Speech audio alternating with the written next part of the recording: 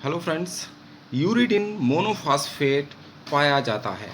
तो friends, centrosome में, lysosome में, डीएनए में या आरएनए में। तो फ्रेंड्स समझ लीजिए, यूरिडिन मोनोफॉस्फेट को 5 एंड यूरिडिलिक एसिड के नाम से भी जानते हैं।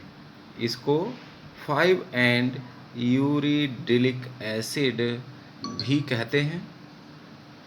और ये फ्रेंड्स एक न्यूक्लियोटाइड है। ये एक प्रकार की न्यूक्लियोटाइड है। ये एक न्यूक्लियोटाइड है जिसका यूज़ आरएनए में मोनोमर की तरह होता है। इसका यूज़ कहाँ होता है? आरएनए में ये मोनोमर की तरह यूज़ होती है। तो इसलिए फ्रेंड्स इसका आंसर हुआ यूरिडिन मोनोफॉस्फेट पाया जाता है आरएनए में। तो इसका राइट आंसर आरएनए हो जाता है। चलिए अब देखते हैं नेक्स्ट क्वेश्चन। डीएनए अणु के छोटे भाग में 80 थाइमीन और 80 ग्वानिन बेसिस हैं। तो डीएनए खंड में न्यूक्लियोटाइडों की संख्या कितनी होगी?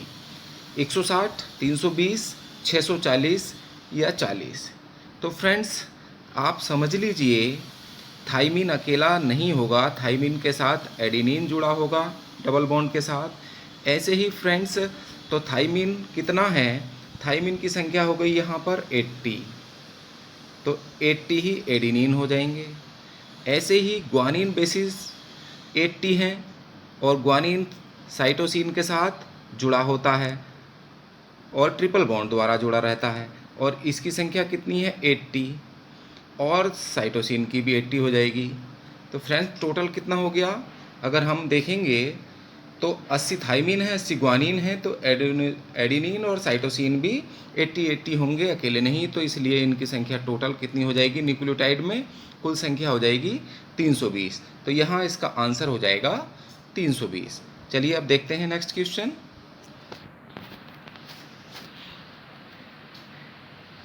कोड, कोडोन एवं एंटीकोडोन शब्द का उपयोग किन 3 बेसिस के सेट के लिए किया जाता है? कौन से 4 हैं जिनके सेट के लिए इनका प्रयोग किया जाता है? MRNA, DNA, tRNA, DNA, mRNA, tRNA, tRNA, DNA, tRNA, mRNA, या टीआरएनए, मैसेंजर आरएनए, या डीएनए। तो इसका जो राइट आंसर है फ्रेंड्स वो होगा सेकंड, डीएनए, मैसेंजर आरएनए और उसके बाद टीआरएनए। प्रोटीन सिंथेसिस में डीएनए से मैसेंजर आरएनए बनते हैं। इसको इस तरह से हम याद रख सकते हैं। मैसेंजर आरएनए के बाद फिर टीआरएनए का यूज़ होता है। तो यही क्रम होता है, ये कोड, कोडोन और एंटीकोडोन। और ऐसे भी याद रख सकते हैं एंटीकोडोन, तो एंटीकोडोन लूप किस में होता है? टीआरएनए में ही होता है। तो इसका right answer DNA, messenger RNA और टीआरएनए हो गया है। चलिए अब देखते हैं नेक्स्ट क्वेश्चन फ्रेंड्स।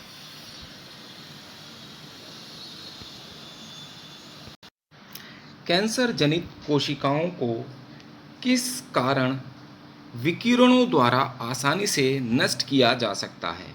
तो इसमें फ्रेंड्स रीजन्स पूछे हैं कि कौन सा कारण है जिसकी वजह से वास्तव में कैंसर होता है, तो उनको विकिरणों द्वारा आसानी से नष्ट किया जा सकता है। तो इसमें कारण पूछा है, तो डेफिशिएंसी ऑफ ऑक्सीजन, किस कारण से कैंसर होता है? ऑक्सीजन की कमी से, deficiency of nutrition, fast mutation या फास्ट सेल डिवीजन।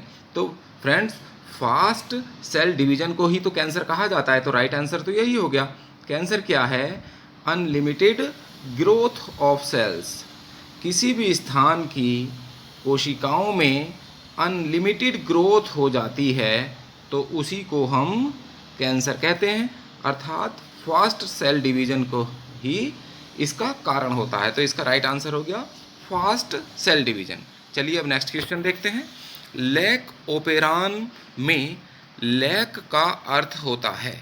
तो फ्रेंड्स आपको बताना है कि लैक ओपेरान में लैक क्या होता है। लैक ओपेरान मॉडल होता है, प्रोटीन सिंथेसिस का मॉडल दिया था लैक ओपेरान का। तो इसमें आपको बताना है, तो लैक्टोज होता है, लैक्टेज एंजाइम होता है, लैक इंसेक्ट यानी लाख का कीट होता है, या संख्या होती है 1,00,000। तो इसका जो राइट आंसर है फ्रेंड्स वो हो जाता है लैक्टोज। लैक्टोज होता है, लैक जो है लैक ओपेरान में क्या होता है, लैक्टोज। लैक्टोज क्या है, एक प्रकार की शुगर है। चलिए देखते हैं नेक्स्ट क्वेश्चन। कार्सिनोमा है। कार्सिनोमा फ्रेंड्स, कार्सिनोमा के बारे में बताना है। कार्सिनोमा क्या है, तो कार्सिनोमा आप लोगों को पता है एक प्रकार का कैंसर है, कैंसर को ही कार्सिनोमा कहते हैं।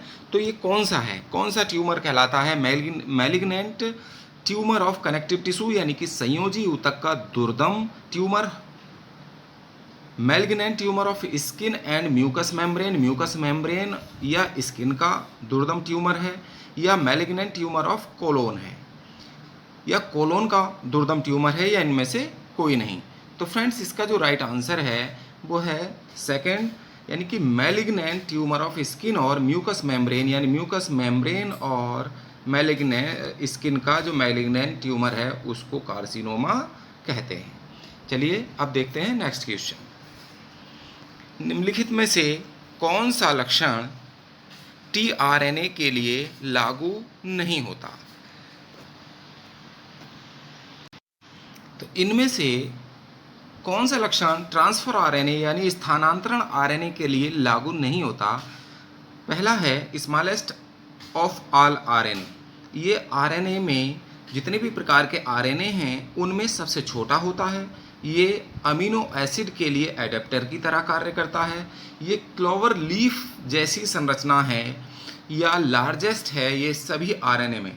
तो फ्रेंड्स ये भी बिल्कुल सही है आरएनए के हिसाब से। अगर ट्रांसफ़र आरएनए की बात करें हम, ट्रांसफ़र आरएनए की बात करें हम, तो ट्रांसफ़र आरएनए के लिए ये जो है स्मॉलेस्ट आरएनए, अगर हम इसकी बात करें तो ये बिल्कुल सही है।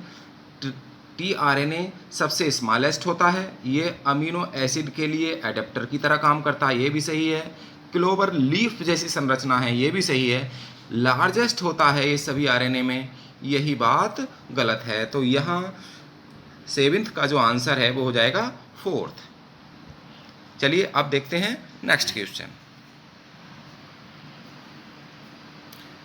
टीआरएनए के बारे में कौन सी बात ज़्यादा सही है, इसके बारे में बताना है। ट्रांसफर आरएनए के बारे में क्या सही है, यह अपने 3 एंड पर अमीनो एसिड के साथ जुड़ता है। ये इसमें 5 डबल स्ट्रैंडेड रीजन्स होते हैं। इसके एक एंड पर कोडोन होता है जो मैसेंजर आरएनए पर एंटी कोडोन की पहचान करता है, या इनमें से कोई नहीं। तो फ्रेंड्स इसके बारे में बिल्कुल सही है, ये अपने 3 एंड पर अमीनो एसिड के साथ जुड़ता है। अमीनो एसिड को प्रोटीन सिंथेसिस के लिए क्या होता है, प्रोटीन सिंथेसिस से पहले ये जो टीआरएनए होता है इसकी स्ट्रक्चर ये होती है क्लोवर लीफ मॉडल, और इसके साथ अमीनो एसिड जुड़कर प्रोटीन सिंथेसिस के लिए जाता है। तो इसलिए इसका राइट आंसर है 3 एंड पर अमीनो एसिड को अपने साथ जोड़ने का काम करता है। तो इसका राइट आंसर हो गया ए, यानी पहला आंसर हो गया इसका। अब देखते हैं नेक्स्ट क्वेश्चन। नेक्स्ट क्वेश्चन है फ्रेंड्स, न्यूक्लिक एसिड में शुगर है ग्लूकोज, सेलुलोज, डीऑक्सीराइबोज या नॉन। न्यूक्लिक एसिड में कौन सी शर्करा पाई जाती है। तो फ्रेंड्स न्यूक्लिक एसिड में कौन सी शर्करा पाई जाती है, डीऑक्सीराइबोज शर्करा पाई जाती है, ये आप लोगों को पता है। तो इसका राइट आंसर ये हो जाता है डीऑक्सीराइबोज, यानी तीसरा ऑप्शन सही है। अब देखते हैं नेक्स्ट क्वेश्चन। पॉलीन्यूक्लियोटाइड श्रृंखला में आंतरिक फास्फोडाइएस्टर आबंध, फास्फोडाइएस्टर बॉन्ड्स का जल अपघटन निम्नलिखित में से किसके द्वारा होता है। तो अब आप देखेंगे पॉलीन्यूक्लियोटाइड श्रृंखला में फास्फोडाइएस्टर आबंधों का जल अपघटन निम्नलिखित में से किसके द्वारा होता है। लाइपेज एंजाइम के द्वारा, प्रोटीएज एंजाइम के द्वारा, एक्सोन्यूक्लिएज या एंडोन्यूक्लिएज के द्वारा। तो फ्रेंड्स ये हो गया एंडोन्यूक्लिएज एंजाइम के द्वारा फास्फोडाइएस्टर आबंधों का जल अपघटन एंडोन्यूक्लियस एंजाइम के द्वारा होता है। और ये जो एंडोन्यूक्लियस एंजाइम होता है फ्रेंड्स, इसको डीएनए की कैंची भी कहते हैं। रेस्ट्रिक्शन एंडोन्यूक्लियस एंजाइम को डीएनए की कैंची भी कहा जाता है। चलिए अब देखते हैं नेक्स्ट क्वेश्चन। पृथ्वी पर पाए जाने वाले सबसे प्रचुर जैव अणु कार्बोहाइड्रेट किन के द्वारा बनाए जाते हैं? जो कार्बोहाइड्रेट्स के जो बायोमोलिक्यूल्स हैं फ्रेंड्स, पृथ्वी पर जो पाए जाते हैं वो किन के द्वारा बनाए जाते हैं? तो इनका राइट आंसर आप लोगों को बताना है। Some bacteria, algae and green plant cells, या सभी बैक्टीरिया, फंजाई और एल्गी, या फंजाई, एल्गी या ग्रीन प्लांट्स, या बैक्टीरिया, वायरस या फंजाई के द्वारा। तो इसका राइट आंसर है friends some bacteria, algae and green plant sales.